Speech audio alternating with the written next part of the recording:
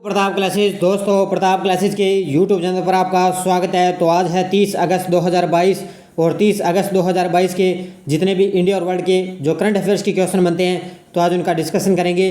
पूरा वीडियो ध्यान से देखना और लास्ट में आपसे क्वेश्चन पूछूंगा जिनके जवाब आपको कमेंट बॉक्स में देना होगा। तो सभी विद्यार्थियों को गुड मॉर्निंग। स्टार्ट करते हैं आज टुडे मोस्ट इम्पोर्टेंट क्वेश्चन। और जो भी विद्यार्थी हमारे इस चैनल पर नहीं है तो चैनल को आप सब्सक्राइब कर लें और इसके पास लगे बेल आइकन का घंटा दबा लें ताकि हम जैसे ही वीडियो अपलोड करें उसका नोटिफिकेशन आप तक पहुंच जाएगा। वीडियो लाइक और शेयर करते रहना। पीडीएफ आपको इसकी टेलीग्राम पर प्रताप क्लासेस सर्च करके वहां से आप डाउनलोड कर सकते हो और इस वीडियो के डिस्क्रिप्शन में भी टेलीग्राम का लिंक है, वहां जाकर भी इसकी पीडीएफ आप डाउनलोड कर सकते हो। तो सुबह मेरी डेली ये 6:30 पर आपको ये एक लाइव क्लास मिलती है। तो स्टार्ट करते हैं, कल के क्वेश्चनों का रिवीजन कर लेते हैं। देखिए, हाल ही में सुप्रीम कोर्ट के जस्टिस उदय उमेश ललित यानी कि यूयू ललित ने देश के कौन से नंबर के न्यायाधीश के रूप में शपथ ली है? तो आपको पता है देश के नए मुख्य न्यायाधीश बन चुके हैं उदय उमेश ललित और ये 49वें नए मुख्य न्यायाधीश बन चुके हैं। उनका 74 दिन का ये कार्यकाल रहेगा। उसके बाद में जो 50वें मुख्य न्यायाधीश बनेंगे वो बनेंगे वाई चंद्रचूड़ है, वो 50वें मुख्य न्यायाधीश बनेंगे। अगला देखो, हाल में एशिया कप 2022 इस साल किस देश में इसका आयोजन किया जा रहा है?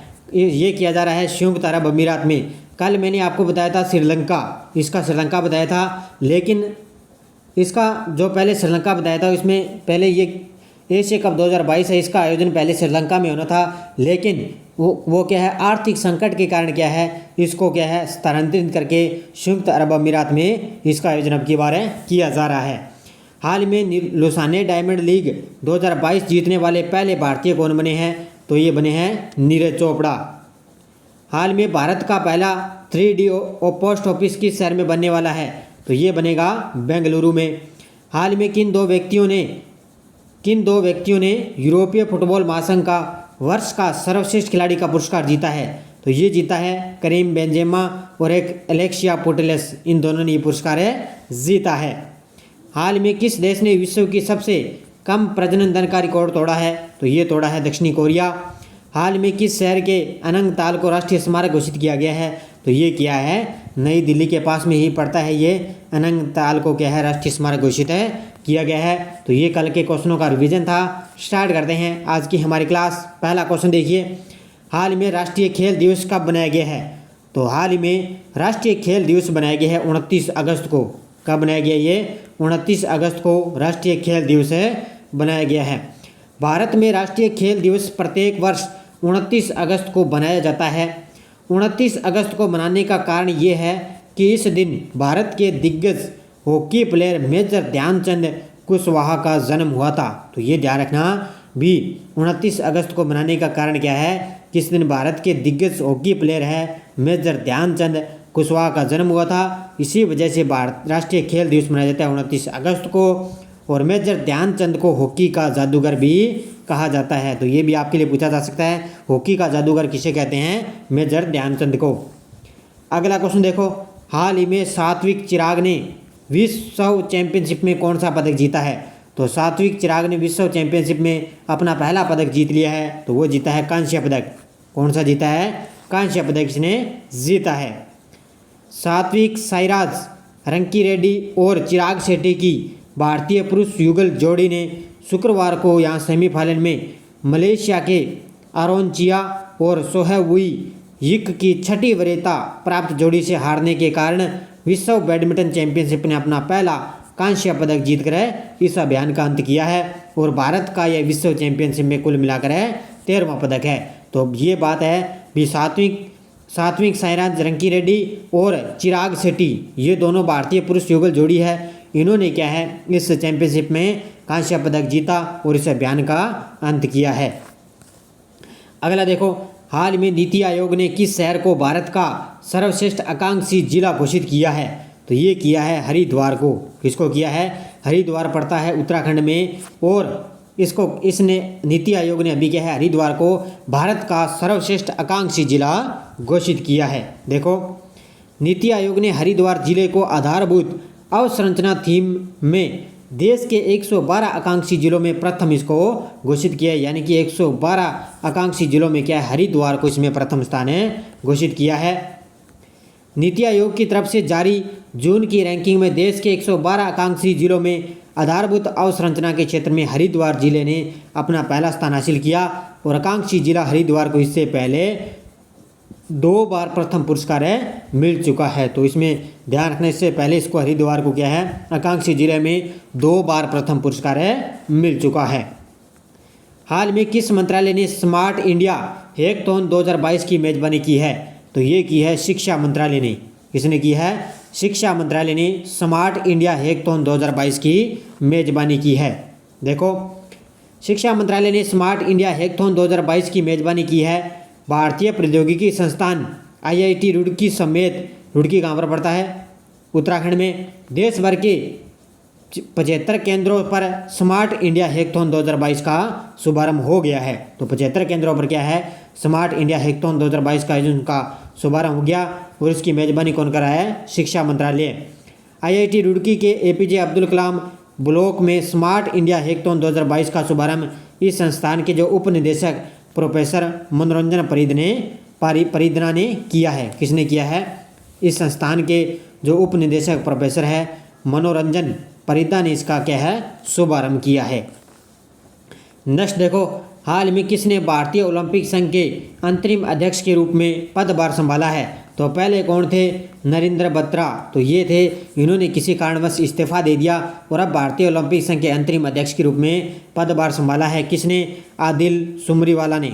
किसने?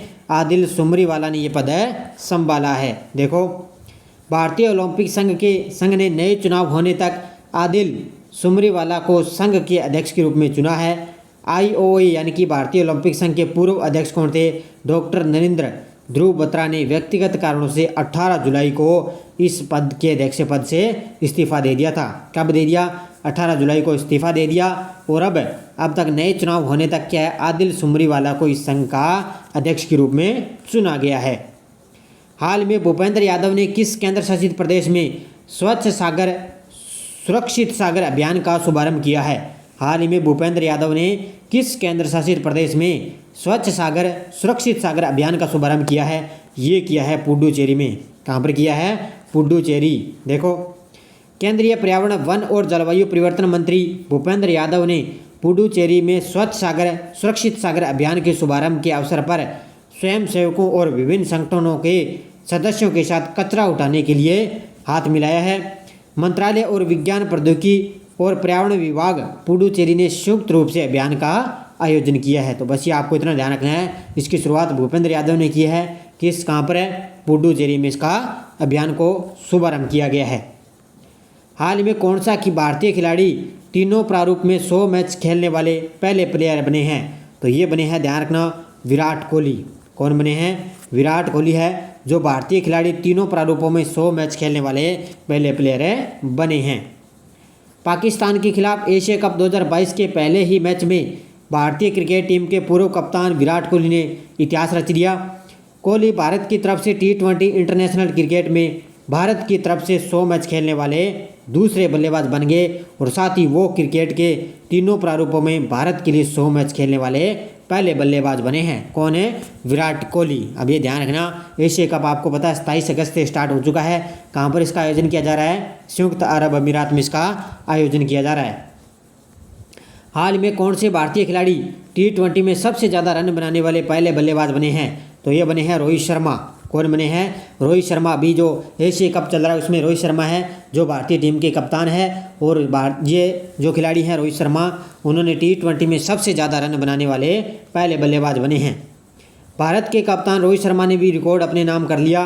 वह T20 इंटरनेशनल में सबसे ज़्यादा रन बनाने वाले पहले बल्लेबाज बन चुके हैं। रोहित शर्मा ने मैच में 11 रन बनाते ही न्यूजीलैंड के मार्टिन गुप्टिल को पीछे छोड़ दिया है। तो पहले मार्टिन गुप्टिल टॉप पे चल रहे थे T20 में सबसे ज़्यादा रन बनाने वाले, लेकिन 11 रन बनाते ही कल वो मैच हुआ था उसमें क्या है, 11 रन बनाते ही न्यूजीलैंड के मार्टिन गुप्टिल को रोहित शर्मा ने पीछे छोड़ दिया है। हाल में प्रधानमंत्री जन धन योजना के 8 साल पूरे हो चुके हैं। इस योजना की शुरुआत कब हुई? हाल ही में प्रधानमंत्री जन धन योजना के 8 साल पूरे हो चुके हैं और इस योजना की शुरुआत कब हुई थी? 28 अगस्त 2014 को। कब हुई थी? 28 अगस्त 2014 को हुई थी। और अब आपको पता है 28 अगस्त को क्या है? 8 साल इसके पूरे हो चुके हैं, तो ध्यान रखना अच्छी तरह से। प्रधानमंत्री PMJDY की शुरुआत 28 अगस्त 2014 को प्रधानमंत्री नरेंद्र मोदी की पहल पर हुई। इस योजना के तहत 46 करोड़ से अधिक बैंक खाते खोले जा चुके हैं। कितने? 46 करोड़ से अधिक बैंक खाते खोले जा चुके हैं। यानी कि निर्मला सीतारमण ने कहा कि इस योजना की मदद से देश की 67% ग्रामीण आबादी की पहुंच अब बैंकिंग सेवाओं तक हो चुकी है। तो 67% ग्रामीण आबादी की पहुंच अब बैंकिंग सेवाओं तक हो चुकी है। इस योजना के तहत क्या है? अब महिलाओं को भी जन धन खाते जो खोले जा चुके हैं वो इस योजना के भी तहत हो चुके हैं। तो इसमें जो है 28 अगस्त 2014 को इस योजना की शुरुआत की गई और अब इस योजना के क्या है? 8 साल पूरे हो चुके हैं। अगला देखो, हाल में किस संगठन का मून रॉकेट 29 अगस्त को अपने सफर पर रवाना होने की राह पर है? तो ये है नासा का। कई बार आपको ये बता दिया है कि मून रॉकेट है जो 29 अगस्त को अपने सफर पर लॉन्च होने के लिए तैयार हो चुका है। अमेरिकी अंतरिक्ष एजेंसी नासा का मून रॉकेट है जो 29 अगस्त को अपने सफ़र पर रवाना होने के लिए यानी कि लॉन्च होने के लिए तैयार हो चुका है। 322 फुट का ये अंतरिक्ष प्रक्षेपण प्रणाली रॉकेट है जो नासा द्वारा बनाया गया और ये अब तक का सबसे शक्तिशाली रॉकेट है। तो ध्यान रखना, ये अच्छी तरह से इसको ध्यान रखना, नोट कर लेना आप। हाल ही में मारुति सुजुकी ने भारत में कितने साल पूरे किए? तो मारुति सुजुकी ने भारत में कितने साल पूरे किए हैं? 40 साल। कितने साल पूरे कर लिए? ये ध्यान रखना, जो भारतीय ये मारुति सुजुकी ये एक है जापानी कंपनी है। क्या है? ये जापानी कंपनी है और इसने भारत में क्या है 40 साल पूरे कर लिए हैं। अब देखो पूरी बातें।